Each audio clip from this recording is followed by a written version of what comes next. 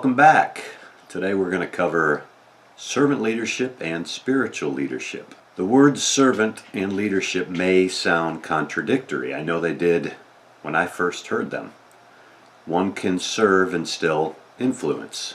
Robert Greenleaf was the first to write about servant leadership in 1970. It was mostly prescriptive until recently there's been more empirical research done on servant leadership.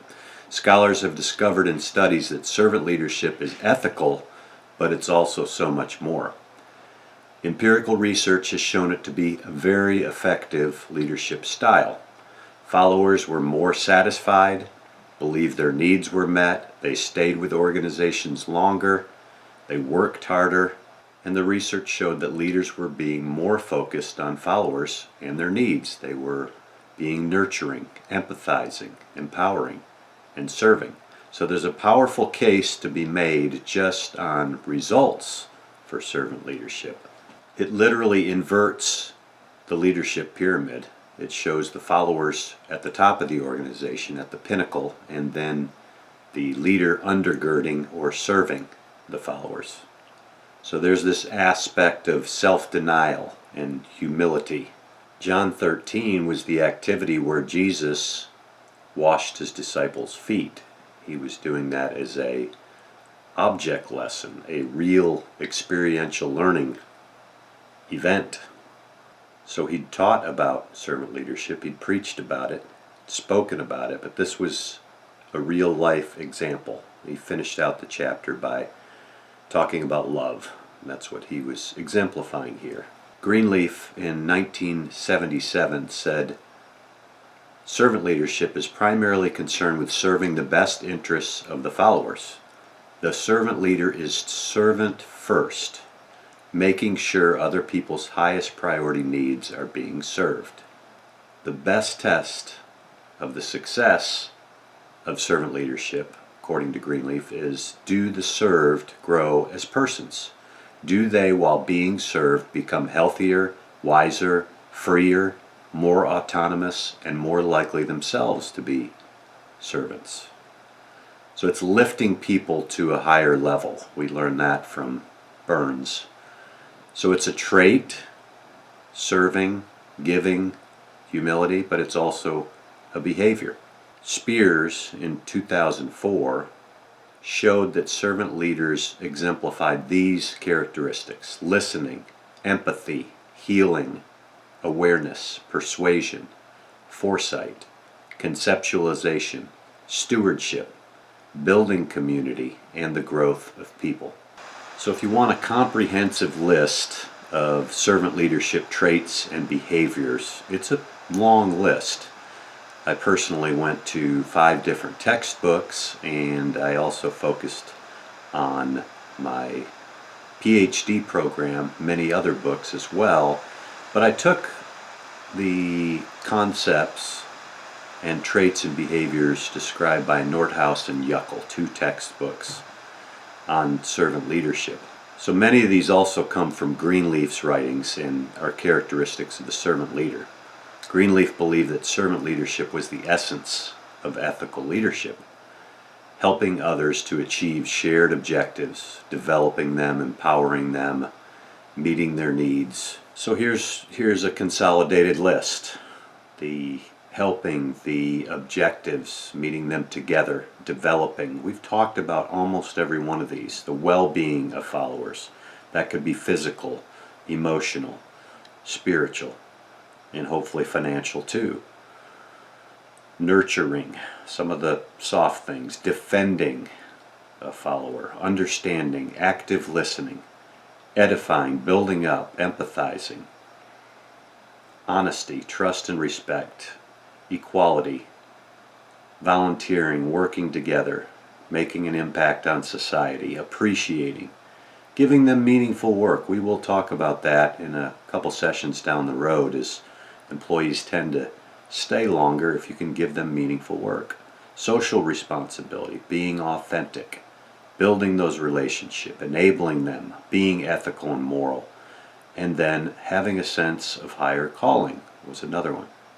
We'll talk about spiritual leadership now, which is very complementary to servant leadership. Workplace spirituality is about integration, connectedness, rather than isolation and separation. So there's this aspect of getting in touch with inner feelings and emotions. Many of the textbooks will focus on that intrinsic, internal feelings. And then there's also being connected to a higher universe, nature, God. So we're going to talk about that. Religion is the belief system or institution that someone attaches themselves to. It can also be structured spiritual experiences in encounters or meetings. But here are some definitions of spiritual leadership. This spirituality, connectedness, meaning in the workplace, having that consistency between personal morals and values and workplace activities. Having a sense of calling or destiny was often mentioned in the research, which brought meaning and value beyond self. Fellowship, edification, community, this concept of relationships with others brought a spiritual connection. Self-sacrifice, giving, altruistic care, care and love is very spiritual. Faith and hope associated with religion or God. Having a Christ-like character. We'll talk about Blackaby and their take on God's agenda versus man's agenda. Having mutual appreciation, encouragement, and developing trust. And then Yuckel summarized spiritual leadership with a number of things. Deeper meaning, the golden rule, treating others better than yourself, giving your time away, caring, empathy, kindness, religion, values, self-transcendence, having a calling, having faith, fellowship, community, patience, and developing trust. So again, spiritual leadership can be broad, similar to ethical leadership and to servant leadership. We'll start to narrow in a little bit as we move forward. If you go back and look at the continuum we started with very early in the course, looking at leadership and followership, spiritual leadership didn't come along really till the 80s and even later. So it's a more recent and niche theory in spiritual leadership. Not a lot of research. Spiritual leadership is usually relegated to the margins of leadership study and research. Nordhaus talked about leadership that utilizes values and a sense of calling and membership to motivate followers. Spiritual beliefs and practices were more recently being studied in the last few decades. In a 2003 study by Giacolin and Jerkovitz, Toward a Science of Workplace Spirituality was the name of the study, they discovered that spirituality fosters organizational learning and creativity, improves morale, generates higher productivity, encourages collaboration, and enhances commitment to the organization and to core values and ethical standards. So again, there are results and research that shows that having spiritual leadership brings benefits.